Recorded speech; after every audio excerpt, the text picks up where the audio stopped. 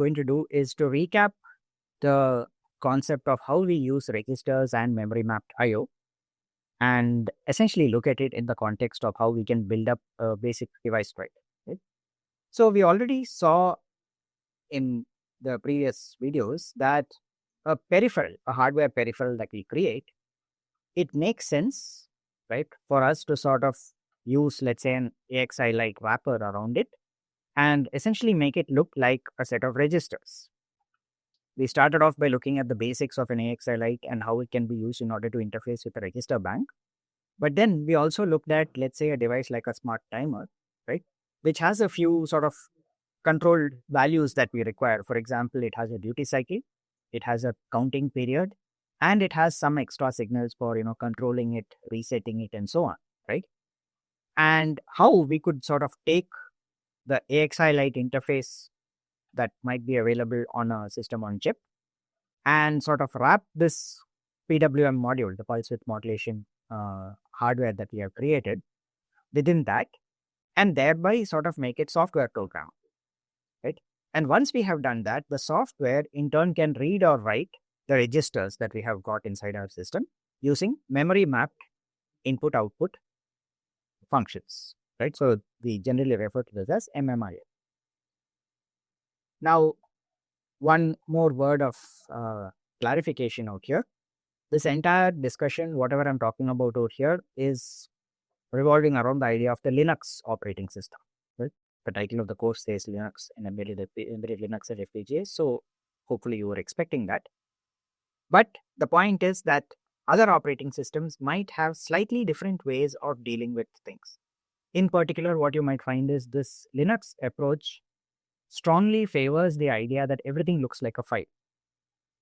There are other operating systems, for example, there's something called Plan 9, which took that to an even further extent, right? It went even one level beyond what the typical Unix-based systems were in terms of everything looks like a file. But there are other operating systems which may not provide the same degree of importance to the file interface, file system-based interface. So there could be other mechanisms by which we essentially deal with files. The point is that Linux, at least in the embedded systems world and in general for large systems, is sufficiently generic and useful, but it makes sense to learn this. And this is why we are concentrating on Linux as our operating system of choice.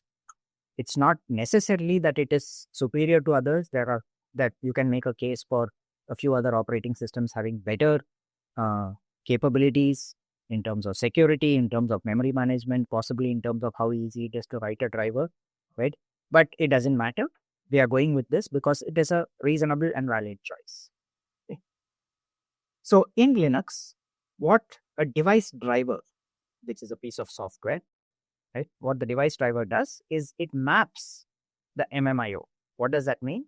Rather than writing functions that are directly sort of trying to set register values, we provide an interface using two functions. One is called IO remap and a set of functions called readL and writeL, which can directly interface with certain kinds of memory locations. And thereby, we take that register model and convert it into something which looks like a set of files. Now, why files? Because as far as an operating system is concerned, it is much easier to deal with files that have names and are sort of stored under a hierarchy of directories or folders, rather than trying to remember the individual names of different registers and how I should use that in order to communicate with the given peripheral. Right? So what a driver does at the end of the day is going to be take the same registers that you would normally in the embedded C codes, for example, have written manual values into and wrap it around with some extra code, which now makes it look different. It makes it look more like a file. What does that mean? It means that you can use file operations like read and write and so on, and open a file, read from it, write to it, and so on, rather than worrying specifically about the address of the register and how I set or unset different bits and so on. Okay. So what we are going to be doing, of course, is to look at the software interface completely at this point. Later on, we will then see, okay, now we know how the hardware works, we know how the software works, how can we put them together and build a combined system that does all the different functionality that we need. So now this is just sort of a recap of what of code that you might, for example, have seen in the embedded C course, right? Of course, I'm using it in the context of the timer, right, that we discussed in the previous set of lectures. So just as a refresher, what is the timer talking about? We have a pulse width modulation unit. We have some kind of a control register that we have exposed for that pulse width modulation, which says I should be able to enable the counter or disable it. I should be able to reset the counter. And well, that's basically it as far as the control is concerned. I also have a register somewhere in the system which stores the period up to which the counter should count. Another register whose job is to hold the duty cycle. As long as the count is less than the duty cycle, the output of the PWM will be 1. Once it is more than the duty cycle but less than the period, the output will be 0, and so on. And I also want to sort of monitor the status of my PWM, so I have introduced another register called PWM status. So what you can see is, if we were writing all of this for a peripheral that was maybe attached to a STM32 or an Arduino, we would probably need information like, okay, what is the base address of the PWM module? And perhaps it is this address, right? 0x4 many zeros. And it's an unsigned unsigned integer expressed in hexadecimal. Okay. I'm also defining a macro out here just to sort of make it easier for me to sort of read or write different values. If I say reg32 of an address, what it will do is it will take that address, or that address would be an integer normally, right? It would be something that I computed this way, right? For example, PWM control would be computed as this base address plus the value 0. PWM period would be base address plus 0x04. In other words, all these 4 lines correspond to addresses. Any one of those addresses could be passed into this A. It would explicitly cast it as a pointer to an unsigned 32-bit integer. It also declares it as volatile. Why? Because we don't want the system to sort of cache the results and give us back some stale data. We want to make it clear that every time I want it to actually read or write from the value, not just sort of pretend to read or write and store the value in some other temporary space. And finally, it also sort of dereferences the pointer, which means that this is actually, I can use it to either write or read the value at this particular address. Now, I also have a couple of other macros. For example, control enable is defined as 1 shifted by 0. So in other words, it corresponds to bit 1 in the LSB position. Control reset is 1 shifted by 1. So in other words, bit 1 in the second to LSB position. The status corresponds to 1 in the 0th position. The update pending bit corresponds to 1 in the position of bit number 1. So all of these are just macros that I use in order to make my coding a little bit easier. What might the code itself look like? This is an example, right? I might write something of this sort where I could basically say reg32 of PWM control equals reset, right? And this is great because what I have done is I have defined a macro called reg32. I have an address which is in PWM control, and I have this value control reset which tells me this is the bit, the second bit from the LSB, which needs to be set to 1. So just this one line of code essentially takes care of sending the reset to my hardware. I can, for example, give reg32 of PWM period equal to some value out here, configure the period to be used for counting, configure the duty cycle to be used for counting. And then what I can do is, this line is actually interesting, right? What it says is, even though it looks like, I'm directly trying to assign something to it, keep in mind that this or equals is equivalent to having an equals and then saying or read this reg32 of PWM control, or it with control enabled, and then write the result back, right? So all 3 of that, first do a read, then do an or, and then write it back, is captured nicely in this one line of code out here, right? And then what it does is, for example, it says, okay, while the status says that it is not yet wrapped around, continue just spinning base, right? It's a while loop. And after that, write into that status wrap bit in order to clear the wrap flag, right? So all of this is basically stuff that you might have, you should be able to correlate with things that we did in the previous set of lectures where we talked about the smart timer Excel.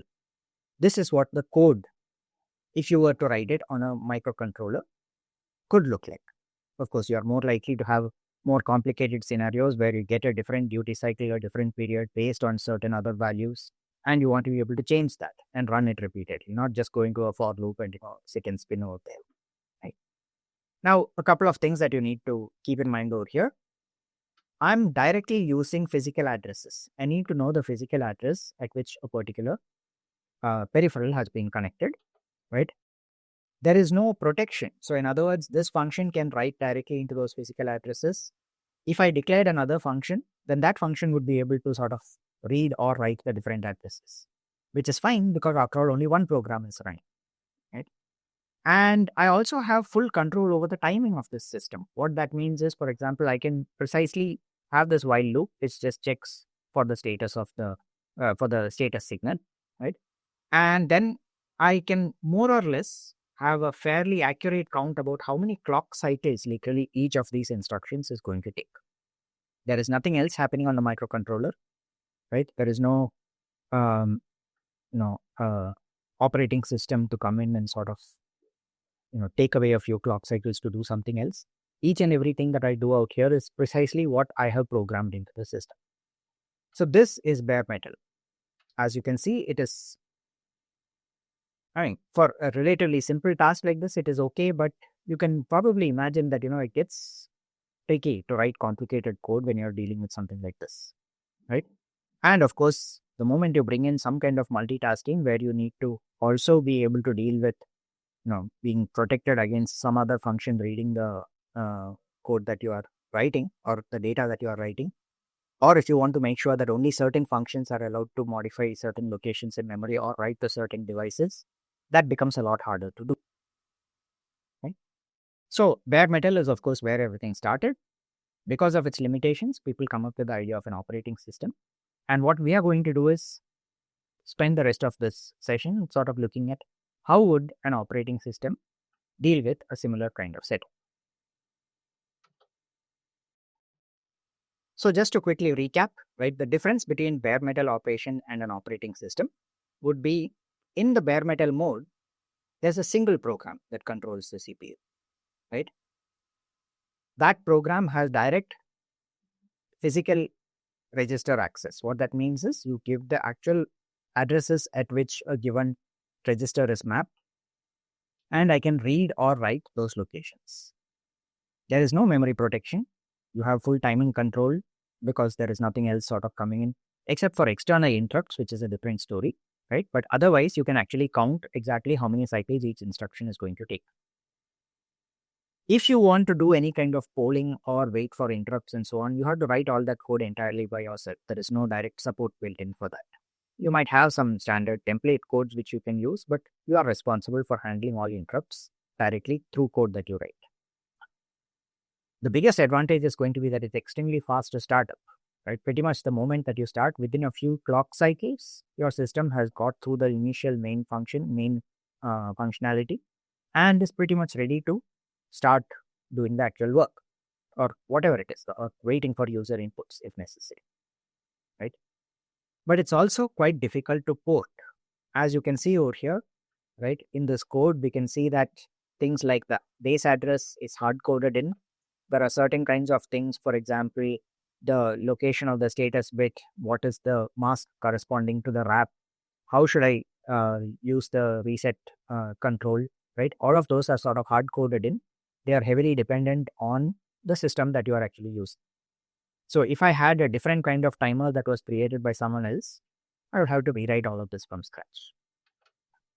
By contrast, an operating system basically allows many different processes to run, which means it needs something called a scheduler, something which decides which of those processes is actually getting access to the CPU at a given point in time. It also needs to handle something called virtual memory. We'll be talking a little bit more about that as we move forward, so I'm not going to talk too much about it now. And it needs to provide a concept of something called a driver. which once again we'll be looking at in more detail. There is an important distinction over here between something called user space and kernel space, right? And this is related to the idea of protection that we are talking about, right? You want different processes to be protected from each other, but the kernel at some level has to be able to communicate with both of them. So I need to have some kind of a supervisory piece of code which has full access to everything that's running on the system. And that essentially is what we call as running in kernel space, the code that is running in kernel space. And then we have programs or processes that are running in user space, which communicate with each other or with different parts of the operating system through what are called system calls. Okay. And the operating system provides a number of very useful features. One of the most significant is portability. And in order to fully appreciate what portability means, you need to keep in mind that if the fact that Linux can pretty much run on any, let's say, laptop, right, x86 based laptop that we have today, is something of a minor miracle.